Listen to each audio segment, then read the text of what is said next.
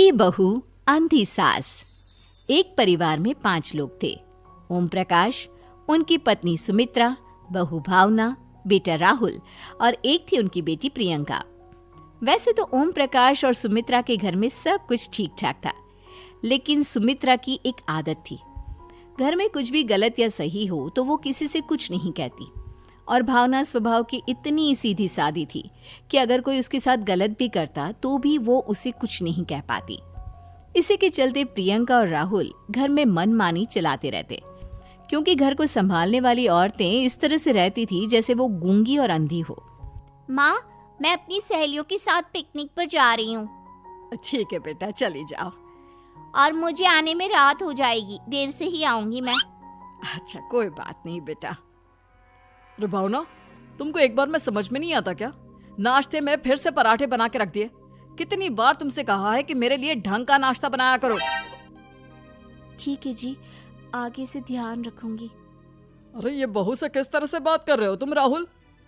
अरे तो और क्या करूं पापा, इसको कही बात एक बार में समझ में ही नहीं आती। सुमित्रा, तुम अपने बेटे को समझाती क्यों नहीं? बहू से बात करने का ये क्या तरीका है? अरे जिसकी जैसी मर्जी आए करो, मुझे क्या। भावना बेटा, तुम भी तो कभी कुछ कहा करो।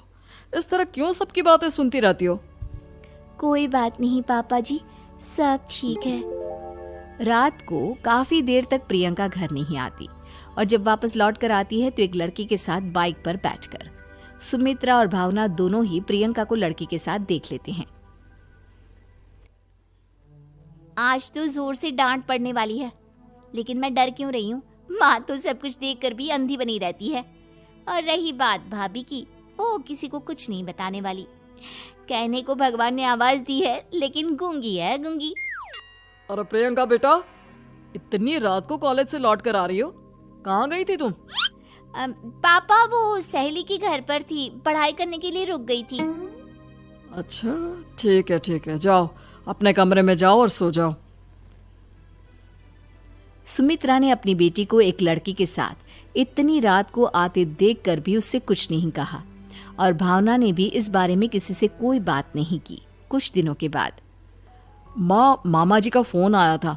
उन्होंने प्रियंका के लिए कोई रिश्ता ढूंढा है। लड़के वाले उसे देखने आ रहे हैं। अरे मुझे नहीं करनी शादी वादी, किसी लड़की को बुलाने की कोई जरूरत नहीं है। ये तुम क्या कर रही हो प्रियंका बेटा? तुम्हारी शादी की उम्र हो चली है और तुम्हारे मामा जी ने बहुत अच्छा रिश्ता बताया है। पापा, अब जिद क्यों कर रहे हैं? और आप क्यों मेरी मर्जी के खिलाफ शादी कराना चाहते हैं? अरे माँ, इसको समझाइए ना। आपकी बेटी, आप तो बस चुपचाप सब कुछ होते हुए भी देखती रहती हैं। अरे तो क्या कहूँ, और मेरे कहने से क्या हो जाएगा? वैसे भी गलत क्या हो रहा है, सब कुछ सही तो है। भावना बहू, देखो तो प्रियंका हमारी बात नहीं समझेगी, लेकिन वो तुम्हारी हम उम्र है। क्या पता तुम्हारे कहने से उसे कुछ समझ में आ जाए। नहीं पापा जी, मेरे कहने से कुछ नहीं होगा। मैं प्रियंका को कैसे समझा सकती हूँ? वो ननद है मेरी, कहीं मेरी किसी बात का बुरा मान गई तो? सुमित्रा और भावना में से कोई भी प्रियंका को कुछ नहीं समझाता। इस बात से राहुल और ओम प्रकाश जी दोनों ही परेशान हो जाते हैं।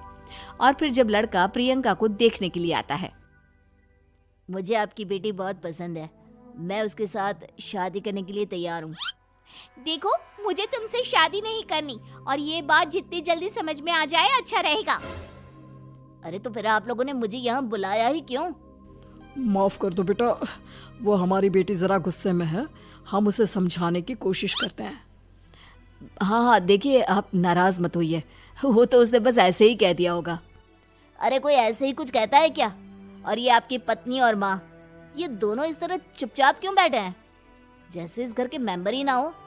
आपके घर में सब कुछ ठीक तो है ना? अरे सब कुछ ठीक है बेटा। सुमित्रा, समझाओ ना अपनी बेटी को। अरे क्या समझाऊं, क्या होगा समझाने से? सब ठीक ही तो हो रहा है, गलत क्या हो रहा है? भावना, प्रियंका को अंदर लेकर जाओ और उससे समझाओ कि कितना अच्छा रिश्ता है। इतना अच्छा लड़का है, इस तरह से बिहेव ना करे।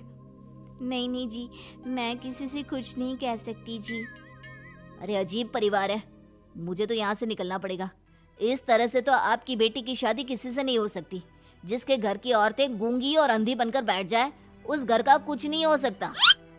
ओम प्रकाश और राहुल सुमित्रा और भावना की हरकतों की वजह से बहुत परेशान हो जाते हैं।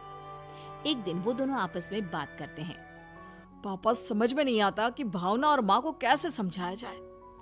सही कहते हो बेटा, तुम और मैं काम के सिलसिले में सारा दिन घर के बाहर रहते हैं और घर की दोनों औरतें जिन्हें सारा घर संभालना चाहिए गूंगी और अंधी बनकर बैठी हैं। पापा, आप ही बताइए इसका क्या उपाय है? मेरी तो कुछ समझ में नहीं आता बेटा, लेकिन हमें कुछ तो करना पड़ेगा क्योंकि इन सब की वजह से प्रियंका बहुत ज्यादा बिगड़ती जा रही है। तुमने देखा उसे किस तरह से बिहेव किया था। अरे लेकिन पापा, हम करेंगे क्या? हमें एक नाटक करना होगा। कुछ दिनों के लिए हम भी गूंगे और बहरे बन जाते हैं, उसके बाद इन दोनों औरतों को अकल आएगी। हाँ पापा, शायद आपकी बात ठीक है। हम दोनों हर बार बात को संभाल लेते हैं और इसी वजह से माँ और भावना कुछ भी करने की कोशिश ही नहीं करते। और फिर अगले दिन, भावना, नाश्ते में क्या बनाया है? जी पराठे बनाए हैं। मेरे लिए पोहा बना दो। अच्छा जी, ठीक है, अभी बना देती हूँ जी। बहू, नाश्ते में क्या बनाया है? पापा जी, पराठे हैं और पोहे बन रहे हैं। अरे बहू, मुझे तो उपमा खाने का मन था, मेरे लिए उपमा बना दो। ठीक है पापा जी, अभी बना देती हूँ। भाभी, जल्दी से जरा मेरा कॉलेज का टिफिन तो पैक कर देना। और सुनो, मुझे ना भिंडी की सब्जी खाने का मन है। सुमित्रा चुपचाप बैठी बैठी सब कुछ देख रही थी। उसने किसी से कुछ भी नहीं कहा और ये देखकर भावना को मन ही मन गुस्सा आ रहा था, लेकिन वो किसी से कुछ नहीं कह रही थी। उसे लग रहा था कि ओम प्रकाश जी, जो हमेशा उसकी साइड लेते थे, वो भी आज चुपचाप बैठे हुए थे। शाम के वक्त प्रियंका अपने बहुत सारे दोस्तों को लेकर घर आती है और उधर दूसरी तरफ से राहुल भी अपने ऑफिस के दोस्तों को लेकर घर आ जाता है। प्रियंका अपने कमरे में तेज म्यूजिक चलाकर डांस करती है और राहुल अपने दोस्तों के साथ बैठकर जोर जोर से हंस रहा था। प्रियंका और राहुल मिलकर पूरे घर को अस्त व्यस्त कर देते हैं, लेकिन भावना उनसे कोई शिकायत नहीं करती और सुमित्रा जी भी चुपचाप बैठी रहती है। लेकिन भावना और सुमित्रा के अंदर का गुस्सा धीरे धीरे बढ़ रहा था। फिर रात को ओम प्रकाश और राहुल एक दूसरे से बातें करते हैं। पापा, हमने इतना कुछ किया, फिर भी भावना कुछ बोलती ही नहीं और माँ भी कुछ गलत करने से किसी को रोकती ही नहीं। तुम चिंता मत करो बेटा, इन दोनों के अंदर का गुस्सा भर रहा है और बहुत जल्दी बाहर आने वाला है। अगले दिन, अरे बहू, ये कपड़े धुले हैं या गंदे हैं? पापा जी, कपड़े तो मैंने धोकर ही आपकी अलमारी में रखे थे। मुझे तो साफ नहीं लग रहे, एक बार और धो देना। प्रियंका, मैं सोच रहा था कि तुम्हें उस लड़के से शादी नहीं करनी है ना, मत करो। एक काम करो, वैसे भी क्या रखा है शादी वादी में, तुम्हें जो लड़का पसंद है उसके साथ जाकर कोर्ट मैरिज कर लो। इस बार ओम प्रकाश और राहुल की बात सुनकर भावना और सुमित्रा के अंदर का गुस्सा जाग उठता है। मैं किसी से कुछ कहती नहीं जी, इसका मतलब ये है कि आप लोग मुझे परेशान करते ही रहेंगे। कल 4 बार मुझसे नाश्ता बनवाया, आज पापा जी मुझसे धुले हुए कपड़ों को बार बार धुलवा रहे हैं। अरे मैं इंसान हूँ जी, कोई मशीन नहीं हूँ। तुम दोनों ने मिलकर इस घर की कैसी हालत बना दी है और अपनी बहन को भागकर शादी करने के लिए कह रहे हो। तुम भाई हो या दुश्मन? ओम प्रकाश और राहुल जोर जोर से हंसने लगते हैं। अरे इसमें हंसने की क्या बात है?